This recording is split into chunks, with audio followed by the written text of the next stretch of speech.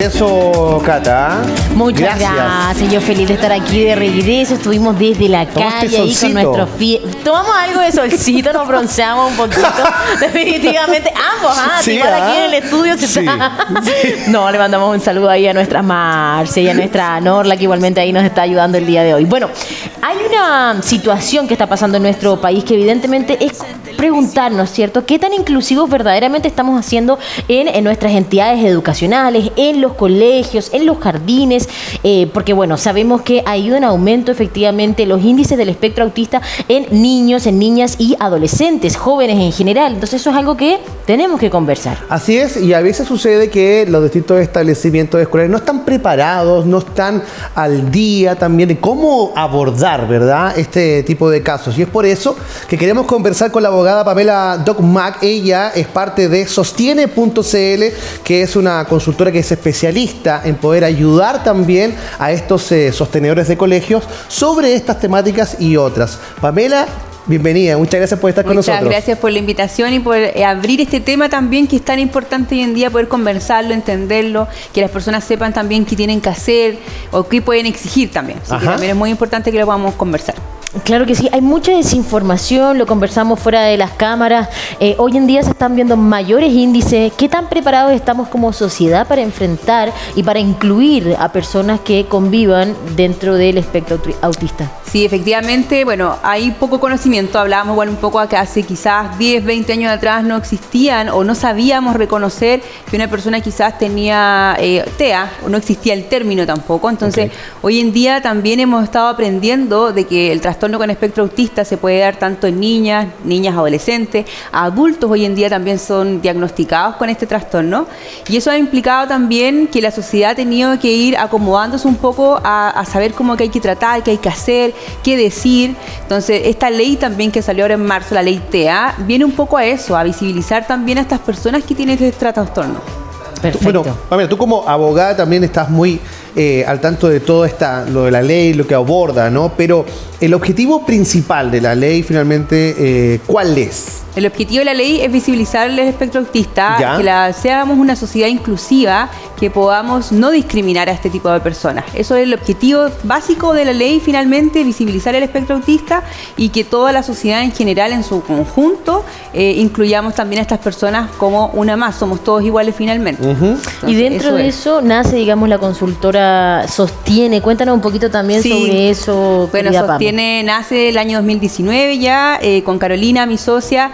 Decidimos fundarla porque vimos la necesidad también de los sostenedores. Ambas trabajamos en el Ministerio de Educación varios años y a raíz de eso veíamos que faltaba información, que faltaba personas que pudieran ayudar y acompañar a los dueños de colegio, a los sostenedores, para que también hicieran una labor dentro. Hoy en día existen muchas reglas, muchas leyes también que tienen que cumplir, la superintendencia, por otro lado, también fiscalizando. Entonces es importante que ellos se dediquen a lo que les corresponde, que es entregar, impartir educación en los colegios, y nosotros encargarnos de la parte más tediosa, administrativa, fiscalizaciones, poder responder y ayudarlos en lo que necesiten.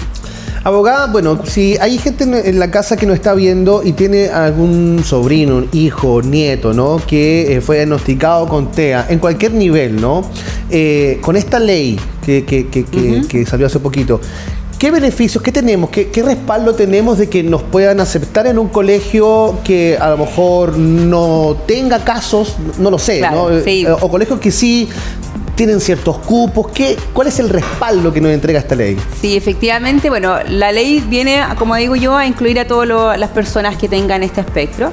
Importante, eso sí, que, por ejemplo, si postulan a un colegio particular subvencionado por el sistema de admisión escolar, el colegio tiene que admitirlos. Perfecto. O sea, ahí no hay discriminación porque no hay una selección de alumnos de decir, tienen TEA, yo no lo voy a aceptar. Eso jamás puede suceder. No puede suceder. En ningún colegio de nuestro país puede decir, está diagnosticado con TEA, no puede estar en este colegio. Claro, no es una, porque sería una forma de discriminación. Perfecto, finalmente, que no corresponde. Y en ese sentido, el colegio después, hay colegios hoy en día que tienen un programa que se llama Programa de Integración Escolar, el PIE, también conocido, que da ciertos cupos, 7 cupos por colegio para poder tomar a estos alumnos que tienen este espectro autista. Les da una subvención aparte, los particulares subvencionados, para que ellos puedan contratar profesionales como kinesiólogos, fonoaudiólogos, psicólogos, terapeutas ocupacionales, para que puedan ayudarlos también a desarrollarse dentro de la comunidad educativa de manera normal, igual que todos los alumnos. Perfecto. Lo que nos queda de la duda es que me imagino que casos como lo que estábamos mencionando recién deben darse, ¿no?, en nuestra sociedad actualmente. En ese caso, ¿cuáles son las herramientas hoy, gracias a, digamos, la ley TEA, justamente que desde marzo se pone en vigencia? ¿Qué herramientas tienen los padres y las madres para hacer, entre comillas, alguna especie de justicia? ¿Cómo se logra finalmente? Sí, bueno, la superintendencia es la fiscalizadora aquí de todos los colegios también en ese ámbito. Ante cualquier discriminación que puedan sentir que están sufriendo sus hijos o algún problema, existen los caminos de denuncia ante la superintendencia, de manera presencial en las oficinas que tienen o también de manera online a través de su canal de página web. Y también, por supuesto, hemos visto casos que han escalado a la justicia a través de recursos de protección también por el mismo ámbito de que han sido discriminados, alumnos con TEA que han sido expulsados por mala conducta, pero finalmente hay que propender ahí a tener más acciones formativas que ante una punitiva, una disciplinaria de una expulsión. Entonces, ahí también la Corte ha revocado muchas veces esas sanciones de los establecimientos vocacionales. Perfecto. Abogado, ¿qué pasa cuando tenemos un colegio que no está dentro del programa PIE? Sí. No tiene estos recursos y no tiene estos profesionales de alguna manera para poder aguantar, ¿cierto? O sostener, mejor dicho, a estos alumnos de la mejor manera. ¿Qué pasa si no está con este programa, pero se presentan casos finalmente en el colegio? O sea, los aceptan igual, tienen que tener una manera distinta de ser medidos, de ser enseñados. Eso debe ser así. ¿Cómo lo podemos corroborar? Los papás en su casa a lo mejor pasan, mira, a mi hijo o mi hija, no sé, ella está diagnosticada, pero está siendo evaluada igual como cualquier otra y ella o él no está igual que la otra. No sé si me explico. Sí te entiendo. Bueno, como tú bien decías, este es un programa que no todos los colegios tienen. Hay algunos que tienen este sello de poder tener pie y de hecho los apoderados prefieren estos colegios a la hora de postular en el SAE, siempre van revisando los programas que tienen y si saben que tienen un hijo con algún problema, se opta para postular a esos colegios. Porque efectivamente otro colegio que no cuente con este programa, los recursos de los colegios particulares subvencionados, estamos hablando públicos, son más limitados. Hay una subvención distinta a un particular pagado, que ahí efectivamente ellos no van a tener este programa, no reciben dinero estatales, pero sí van a poder ellos con la mensualidad que reciben contratar a estos personal. Pero si estamos en un colegio particular subvencionado con recursos más limitados, es más complejo que ellos puedan tener todo este aparataje para poder ayudar a los alumnos. Entonces es más complejo y ahí es donde los apoderados prefieren siempre poner a sus hijos en un colegio que tenga este programa, efectivamente. Y en cuanto si ellos ven que a lo mejor su hijo está siendo discriminado porque a lo mejor en una desregulación emocional se pelea con un alumno y él es sancionado porque le pegó, pero finalmente una desregulación, ahí también hay acciones que se pueden hacer. Hay reglamento interno de convivencia escolar que tienen que contar con estos protocolos de desregulación emocional y frente a eso aplicar esos protocolos, seguir los pasos para poder contener a estos niños, entender que esta desregulación no es porque ellos quieran, sino que hay cosas que gatillan también que ellos se comporten así. Entonces hay mecanismos que los apoderados tienen que exigir. El reglamento interno de convivencia escolar, todo colegio tiene que tener su reglamento interno, lo tiene que tener publicado en su página web, accesible a todas las personas y conocerlo. Yo creo que ese es el deber también de los padres, los apoderados, de leerlo y saber en qué caso, en situación me puedo encontrar y qué le puedo exigir al colegio. En caso que el colegio no cumpla, Superintendencia de Educación. Si allá quiero llevarlo más arriba, bueno, entonces tenemos las Cortes también con los recursos de protección. Abogada, con respecto a la interpretación del Ministerio de Educación con esta ley TEA, ¿cuál ha sido, usted los ha sentido que de cierta manera se han puesto los pantalones por esta ley, no tanto, cuesta un poquito, digamos, que hagan hincapié a este tipo de situaciones? ¿Cómo lo han notado? Sí, bueno, como la ley es nueva, de marzo recién, estamos en el proceso de adaptación todavía. El Ministerio de Educación, por supuesto, ha sacado lineamientos, ha sacado orientaciones de alguna forma para que los colegios también puedan entender si tienen alguna duda de cómo actuar, qué es lo que deben hacer. Pero la labor del Ministerio de Educación ha sido eso, elaborar estas orientaciones para que los colegios puedan también entender, por ejemplo, pegar los principios también de la ley, cuáles son los derechos que tienen estas personas también, que sean conocidos por la comunidad. Y frente a eso, el Ministerio ha estado haciendo su labor, pero estamos empezando. Yo creo que falta todavía camino por recorrer, falta todavía que esta ley ya se vaya consolidando en el tiempo y que lo podamos ver en todo ámbito. Acá estamos hablando obviamente más de los colegios, pero también en los ámbitos ámbitos laborales, que también lo que también busca esta ley dentro de sus principios o ejes fundamentales es la autonomía en el tiempo. O sea, que no nos quedemos con que hay que cuidarlo, resguardarlo, sino que les enseñemos de una manera que ellos entiendan, pero que en el tiempo también se puedan desarrollar como personas autónomas. Claro. Abogada, bueno, existen muchos casos que este nivel de TEA varía, ¿no? Puede ser más leve o puede ser más grande, ¿no? O más intenso, no sé cómo se mide, pero son distintos niveles. Y pasa a veces que las familias cuando tienen un niño o una niña que de pronto sienten que es un poquito más caída, no lo sé, y lo llevan al médico y le dicen, ¿sabes qué? Tiene TEA menor, no sé cómo. Niveles, sí. Y aún así se genera un impacto en la familia igual, ¿no? De ahí en adelante se han dado casos que las familias no quieren decirlo. Y ahí yo quisiera preguntarte a ti, digamos, Pamela, ¿qué tan importante es contarlo al establecimiento, ¿no? O sea, no esconderlo. Porque pasan estas situaciones, o sea, si se pelea o si genera o hay un conflicto o tiene una descompensación de alguna manera, bueno, el colegio no va a estar enterado del por qué. Entonces, es necesario, es importante comentarlo y decirlo, informarlo al establecimiento educacional. De todas maneras es muy importante porque finalmente es una información del alumno que el colegio debe estar en conocimiento para saber actuar. También hay personas dentro de este espectro que como decías tú, es muy amplio, pueden ser distintos niveles. Hay niveles más graves que a lo mejor también necesitan medicación. Entonces, dentro de ese caso, por ejemplo, un apoderado, un tutor que no le esté entregando la medicación correspondiente prescrita, obviamente por el médico, también podría acarrear un problema de vulneración de derechos de ese menor, o sea, de ese niño, esa niña, adolescente. O sea, es importante entonces que el colegio sepa también la condición que tiene este alumno para poder también ayudarlo a desarrollarse de la mejor forma. Si esa es la idea. Finalmente esto no es un comentario para que después anden hablando o en el colegio y mira, este niño es TEA, sino que al contrario, es poder darle las herramientas, las que él necesita para poder ayudarlo a sobrellevar la educación.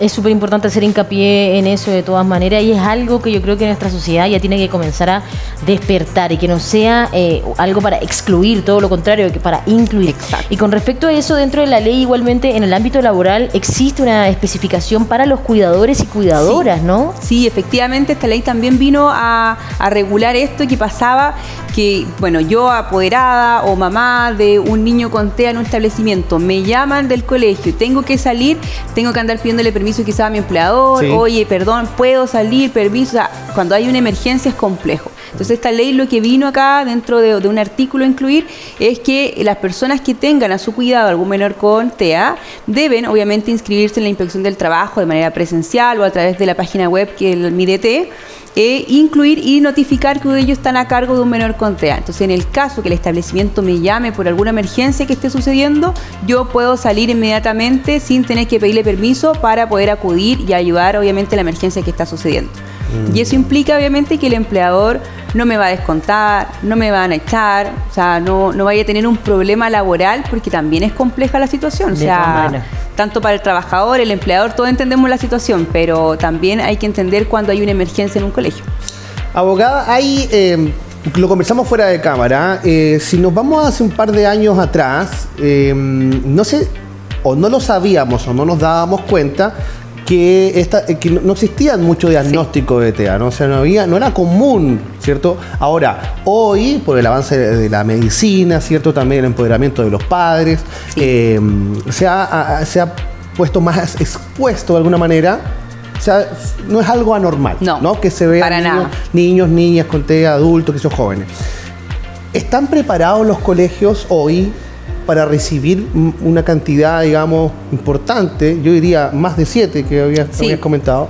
¿Están preparados, digamos, los colegios? Esa es la pregunta, ¿no? ¿Están preparados los colegios quizás en conocimiento legal, en infraestructura, en recursos humanos, para recibir, para acoger y para poder enseñar, que es la labor final, a estos niños? Sí, es compleja la pregunta en verdad, en el sentido de que yo creo que hay establecimientos que están más preparados que otros, llevan más tiempo con este programa también el PIE, Pero el PIE, por ejemplo, lo que hablábamos, tenía un cupo limitado, son 7 alumnos. ¿Qué pasa si yo tengo más de 7? Ahí también se le complica al colegio, obviamente, por los recursos para poder contratar este personal, que es importante que lo puedan tener. Entonces, de esa forma, yo creo que los colegios están de a poco implementando, yo creo que varios van a comenzar también a adscribirse a este programa para poder tener estos recursos extra. Pero de alguna forma se están viendo algunos sobrepasados en ese sentido. Nos ha tocado ver varios sostenedores de colegios que nos dicen, no, yo antes tenía 5 y hoy en día tengo 15. O sea, ¿qué hago? Aumentó mucho de un momento para otro el diagnóstico, pero tengo que obviamente darle cabida a todos. Exacto. Entonces, es compleja la situación. Yo creo que de a poco se está comenzando también a entender cuál es la situación, qué es lo que necesitan, cómo poder cubrir también esas necesidades y poder, por supuesto, ayudarlos. Claro que sí, me imagino que hace falta ahí que a poquito nos vayamos haciendo la idea y podamos tomar más recursos con respecto a eso. ¿Existen tutores sombra? Sí. ¿Quiénes son y qué papel juegan en todo este contexto? Sí, el tutor sombra ahora último ha salido bastante, por lo menos nos ha tocado ver varios problemas que se han tenido algunos con tutores sombra. El tutor sombra es una persona finalmente que acompaña al menor todo el día, al niño, a la niña. O sea, es una sombra finalmente. O sea, si necesita ir al baño, si necesita hacer una actividad, si necesita hacer una tarea, a lo mejor en la sala de clase, algún trabajo con compañeros, va a estar ahí al lado. Eso es para casos obviamente que necesiten un tutor sombra, que los padres también lo incluyen así, porque hay niños que necesitan también esta ayuda más constante y no como que una profesora o una asistente de aula esté mirando 10 alumnos más, sino que solamente pendiente de un alumno. Entonces, en ese sentido, el tutor sombra, bien nace esta figura del tutor sombra para los colegios, pero legalmente, o sea, no existe una obligación de los colegios de contratar estos tutores sombra. Ok, ya. Entonces, también es importante por ese lado. ¿Por qué? Porque nos ha tocado ver que a lo mejor apoderados exigen al colegio que le contraten un tutor sombra a su estudiante y eso no es legal finalmente, porque el tutor sombra no puede estar solamente contratado por el colegio para ver un alumno, sino que el colegio tiene que disponer sus recursos para que se fije en todos los alumnos. Okay. Entonces, eso es un tema. Por otro lado, como no está regulado en cuanto a que los colegios lo contraten, sí es importante que, como va a entrar un externo a un colegio, él también tenga claro quién va a entrar. O sea, que cumpla con los requisitos de idoneidad, por ejemplo, que no tenga condena o que no esté prohibido que trabaje con menores. Claro. Exactamente, entonces es muy importante también saber quién va a entrar. Y por otra parte, también es importante saber la persona que va a estar dentro compartiendo con otros alumnos en la sala y que si existe algún problema también cómo poder solucionarlo. O sea, entonces es complejo. Por un lado, ha ocurrido que colegios sí contratan tutores sombra, no legalmente es obligatorio, pero también hay apoderados que ellos privadamente le contratan el tutor sombra y ahí hay que regular un poco al colegio de cómo va a funcionar este tutor sombra dentro del establecimiento. Entonces, no es una obligación, no. Los apoderados no pueden exigirlo a los colegios, eso para que lo tenga sumamente claro. Exacto. Y no incurran, digamos, en una denuncia injustificada, ir a denunciar, claro. Oye, no me contrataron un... De hecho, nos pasó a un caso que llegó a la corte. Efectivamente, el colegio había contratado un tutor sombra para un estudiante en particular y al año siguiente no continuó el tutor sombra. Lo despidieron del colegio y el apoderado fue y reclamó a la corte que finalmente era un derecho ya adquirido por el niño, entonces que debían tener su tutor sombra. Pero finalmente la Corte revisó, obviamente, las versiones de ambas partes y lo que concluyó fue que no era necesario el tutor sombra porque el colegio había dicho y había respaldado, por supuesto, con información que no se habían visto resultados con ese tutor sombra, entonces no era necesario tenerlo. Frente a eso, obviamente, no se podía exigir tampoco la contratación. Bien. Perfecto, abogada Pamela Dogman. Entonces, muchísimas gracias por estar aquí en Tu Conexión Matinal. Si usted tiene una duda, consulta, quiere más info, a través de las redes sociales, Chanchihuahua. Sí, la página www.sostiene.cl. Sí. Ahí todo lo que queramos saber, preguntar, podemos hacerlo, ¿no? Exactamente. Y en Instagram también tenemos @sostiene.consultora. Así que... cualquier cosa, estamos atentos a las redes. Muchas gracias, abogada. Muy bien, muchas gracias por la invitación. Gracias por venir. Y junto a la abogada y hablando de estos temas tan interesantes también, Cata, vamos a hacer la pausa, ¿ya? Vamos a hacer la pausa y de regreso, atentos, atentas, porque les tenemos un regaloneo para este fin de semana. No te creo. Sí, me trajiste algo. Entradas, lo que te pedí. Lo que me pediste, entradas para Nato Roja. ¡Ay, no lo dijo! Pero los detalles y todo eso más a la vuelta de esta pausa comercial.